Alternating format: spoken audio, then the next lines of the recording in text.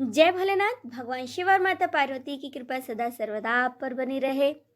अब रसपान करें आज की कथा का। नंदीश्वर सनत कुमार जी से कहते हैं, हे श्रेष्ठ मुनि, जब पांडवों को दुर्योधन ने जुए में हरा दिया था और वे वनवास पाकर द्रौपदी सहित वन में निवास करने लगे थे, तब एक दिन दुर्योधन ने ऋषि दुर्वासा को उनके शिष्यों सहित पांडवों को कष्ट देने के लिए उनके पास भेजा।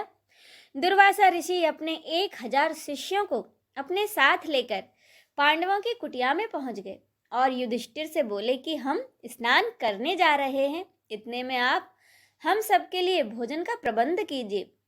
ऋषि दुर्वासा द्वारा भोजन की व्यवस्था की बातें सुनकर सब पांडव सोच में डूब गए, क्योंकि उनके पास तो अन्न का दाना तक नहीं था। तब देवी द्रौपदी ने भगवान श्री कृष्ण को याद किया। याद करते ही भगवान वहां तुरंत आ गए। वहां भगवान श्री कृष्ण ने पहुंचकर रसोई में बचे अन्न के एक दाने को खाया और इससे वे स्वयं भी तृप्त हो गए। साथ ही स्नान के लिए गए हुए ऋषि दुर्वासा और उनके शिष्यों का पेट भी भर गया और वे सब के सब वहीं से लौट गए। इस प्रकार भगवान श्री कृष्ण ने पांडवों पर आए इस संकट को दूर कर दिया। फिर पांडवों को भगवान शिव की आराधना के लिए कहकर वे स्वयं द्वारका चले गए। एक दिन की बात है, जटाजूट धारण किए, गले में रुद्राक्ष की माला और भस्म लगाए व्यास जी ओम नमः शिवाय पंचाक्षरी मंत्र का जाप करते हुए पांडवों की कुटिया में पधारे। व्यास मुनि भगवान शिव के प्रेम में मग्न तेज पुंज से आलोकित थे। उन्हें पधारा हुआ देखकर पांडवों ने उन्हें प्रणाम किया और एक उत्तम आसन पर बिठाकर उनकी पूजा अर्चना की। तब महामुनि ने प्रसन्न होकर पांडवों से कहा, तुम सत्य के मार्ग पर चलने वाले हो और सदा ही धर्म का पालन करते हो। महाराज धृतराष्ट्र ने तुम्हारे साथ पक्षपात किया है और तुम्हारा राज्य दुर्योधन ने छल करके तुमसे छीन लिया है। जैसा बीज बोया जाता है, अंकुर भी उसी का निकलता है। अधर्म और असत्य का मार्ग अपनाने वालों का कभी कल्याण नहीं होता। तुम सत्य और धर्म के मार्ग पर चल रहे हो, इसीलिए निश्चय ही तुम्हारा कल्याण होगा। महामुनि व्यास के इन वचनों को सुनकर युधिष्ठिर बोले, हे नाथ, हमारे कष्टों को दूर करने के लिए हमें कोई मार्ग बताइए। भगवान श्री कृष्ण ने हमें कल्याणकारी देवादिदेव महादेव जी की आराधना करने के लिए कहा था। आप हमें शिव भक्ति का उपदेश दीजिए। युधिष्ठिर के वचनों को सुनकर महामुनि व्यास बोले, हे पांडवों, निश्चय ही भगवान श्री कृष्ण ने सत्य कहा था। भगवान शिव अपने भक्तों के दुखों को दूर करने वाले तथा उनकी रक्षा करने वाले हैं। इसके बाद व्यास जी ने उन्हें शिव जी के पूजन का विधान बताया। फिर वे बोले, तुम सदा ही धर्म के मार्ग पर चलना, इससे तुम्हारे कार्यों में सिद्धि होगी। यह कहकर महामुनि व्यास वहां से चले गए। इसके बाद व्यास जी के दिखाए मार्ग पर चलते हुए पांडव शिव जी की आराधना करने लगे। अर्जुन इंद्रकील नामक पर्वत के पास गंगा नदी के तट पर जाकर भक्तवत्सल कल्याणकारी भगवान शिव की आराधना करने लगे। आगे नंदीश्वर कहते हैं, हे सनत कुमार जी, अर्जुन भक्ति भावना से गंगा जी के तट पर बैठकर भगवान शिव की आराधना कर रहे थे।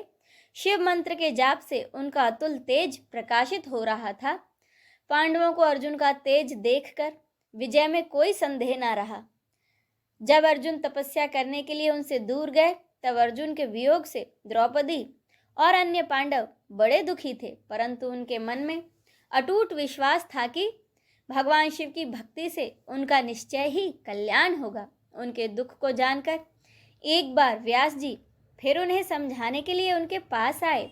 उन्हें देखकर पांडव बहुत प्रसन्न हुए और उन्होंने उनका आतिथ्य सत्कार किया। तब महामुनि व्यास ने उन्हें उपदेश दिया और अनेक कथाएं सुनाई, परंतु पांडवों का दुख दूर ना हुआ। एक दिन युधिष्ठिर ने महामुनि व्यास से प्रश्न किया कि हे महाप्रज्ञ, जिस प्रकार के दुख और कष्टों को हम भोग रहे हैं, क्या पहले भी किसी को ऐसी परिस्थिति का सामना करना पड़ा है?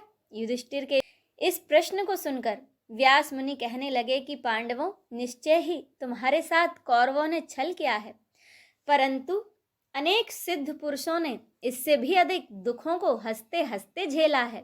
राजा हरिश्चंद्र, श्री रामचंद्र जी ने भी इन कष्टों को हंसकर झेला है। यह तो सत्पुरुषों का स्वभाव होता है कि वे विपरीत परिस्थितियों और दुखों से विचलित नहीं होते और सदा सत्य के मार्ग पर ही आगे बढ़ते रहते हैं। मानव को तो दुख झेलने ही पड़ते हैं। बचपन, युवावस्था, वृद्धावस्था, सभी में मनुष्य को दुख और कष्ट प्राप्त होता है। इसीलिए अपने मन को मत भटकाओ और सत्य के मार्ग का अनुसरण करो, क्योंकि भगवान शिव सत्य से ही प्रसन्न होते हैं। इसीलिए सभी मनुष्यों को सत्य के पथ पर ही चलना चाहिए। दूसरी ओर अर्जुन ने इंद्रकील नामक पर्वत के पास गंगा जी के तट पर महामुनि व्यास के उपदेश के अनुसार शिवलिंग बनाकर उसकी विधि पूर्वक उपासना शुरू कर दी थी। अर्जुन प्रतिदिन स्नान करके भक्ति भावना से अपनी इंद्रियों को अपने वश में करके भगवान शिव का ध्यान करते। दिन ब दिन उनकी भक्ति भावना और अधिक प्रबल होती जा रही थी। उनकी तपस्या के तेज से सभी जीवों को भय होने लगा था। अर्जुन की तपस्या से दग्ध होकर अनेक देवता देवराज इंद्र के पास गए और उनसे बोले कि हे देवराज, अर्जुन भगवान शिव की घोर तपस्या कर रहा है और उसके तेज से सभी प्राणी दग्ध हो रहे हैं। अर्जुन की तपस्या के विषय में सुनकर देवराज इंद्र अर्जुन की परीक्षा लेने के लिए उनके पास गए। देवराज ने ब्राह्मण का रूप धारण किया और अर्जुन के पास जाकर उनसे पूछने लगे, तुम इतनी छोटी उम्र में तपस्या क्यों कर रहे हो? तुम मुक्ति चाहते हो या विजय के लिए तपस्या कर रहे हो? इंद्रदेव के वचनों को सुनकर अर्जुन को क्रोध आ गया और वे बोले, हे मुनि, आप यहाँ क्यों पधारे हैं और इस प्रकार के प्रश्नों से मेरी तपस्या में क्यों व्यवधान डाल रहे हैं? मैं भगवान शिव की आराधना कर रहा हूँ। तब इंद्रदेव ने ब्राह्मण वेश को त्याग कर अपने वास्तविक रूप के दर्शन अर्जुन को दिए। इंद्रदेव को अपने सामने पाकर अर्जुन बड़े ही लज्जित हुए और उन्हें अनुभव हुआ कि मैंने तो इंद्रदेव से अपशब्द कहे। उन्होंने देवराज इंद्र से क्षमा याचना की। देवराज इंद्र प्रसन्न होकर बोले, अर्जुन, तुम मांगो, क्या मांगना चाहते हो? मैं निश्चय ही तुम्हारा इच्छित वर तुम्हें प्रदान करूंगा। देवराज इंद्र के वचनों को सुनकर अर्जुन बोले, हे देवेंद्र, यदि आप मुझ पर प्रसन्न हैं तो मुझे शत्रुओं पर विजय का वरदान प्रदान कीजिए। अर्जुन के वर को सुनकर देवेंद्र बोले, अर्जुन, तुम्हारी विजय अवश्य होगी, क्योंकि भगवान शिव के भक्तों पर कभी कोई कष्ट नहीं आता। उनको संसार में कभी किसी का भय नहीं होता। इसीलिए तुम इसी प्रकार शांत चित्त और भक्ति भाव से त्रिलोकीनाथ देवादिदेव महादेव जी की तपस्या करो। उनकी प्रसन्नता से श्रेष्ठ जीवन में और कुछ नहीं है। यह कहकर देवराज इंद्र वहां से अंतर्धान हो गए। उनके चले जाने पर अर्जुन एक बार फिर शिवलिंग को प्रणाम कर भगवान शिव की आराधना में लग गए। अब इससे आगे की कथा का रसपान हम अगले अध्याय में करेंगे। जय भोलेनाथ। अब सुने श्री रुद्राष्टकम हिंदी में। हे ईशान, मैं मुक्ति स्वरूप समर्थ सर्वव्यापक ब्रह्म वेद स्वरूप निज स्वरूप में स्थित निर्गुण निर्विकल्प निरीह अनंत ज्ञानमय और आकाश के समान सर्वत्र व्याप्त प्रभु को प्रणाम करता हूँ, जो निराकार हैं, ओमकार रूप आदि कारण हैं, तुरीय हैं, वाणी बुद्धि और इंद्रियों के परे हैं, कैलाशनाथ हैं, विकराल और महाकाल के भी काल हैं, कृपालु हैं, गुणों के सागर और संसार को तारने वाले हैं। उन भगवान को मैं नमस्कार करता हूँ, जो हिमालय के समान श्वेत वर्ण गंभीर और करोड़ों काम देवों के समान कांतिमान शरीर वाले हैं, जिनके सिर पर गंगा जी हैं और माथे पर चंद्रमा सुशोभित है और गले में सर्पों की माला शोभा देती है, जिनके कानों में कुंडल हिल रहे हैं, जिनके नेत्र एवं भ्रुकुटी सुंदर और विशाल हैं, जिनका मुख प्रसन्न और कंठ नीला है, जो बड़े ही दयालु हैं, जो वाघ चर्म का वस्त्र और मुंडों की माला पहनते हैं, उन सर्वेश्वर प्रियतम शिव जी का मैं भजन करता हूँ, जो प्रचंड सर्वश्रेष्ठ परमेश्वर पूर्ण अजन्मा कोटि सूर्य के समान प्रकाशमान त्रिभुवन के शूल नाशक और हाथ में त्रिशूल धारण करने वाले हैं, उन भाव्य गम्य भवानी पति का मैं भजन करता हूँ। हे प्रभु, आप कला रहित हैं, कल्याणकारी और कल्प का अंत करने वाले हैं।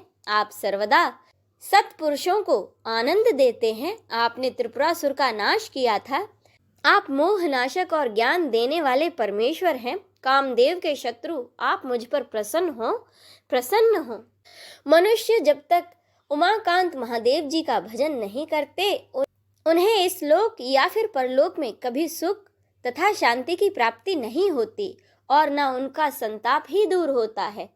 हे समस्त भूतों के निवास स्थान भगवान शिव, आप मुझ पर प्रसन्न हो। हे प्रभु, हे शंभु, हे ईश, मैं योग, जप और पूजा कुछ भी नहीं जानता। हे शंभु, मैं सदा सर्वदा आपको नमस्कार करता हूँ। हे शंभु, आप मेरी जरा जन्म और दुख से रक्षा कीजिए। जो मनुष्य भगवान शंकर की प्रसन्नता के लिए ब्राह्मण द्वारा कहे हुए इस रुद्राष्टक का भक्ति पूर्वक पाठ करते हैं, उन पर शंकर जी प्रसन्न होते हैं।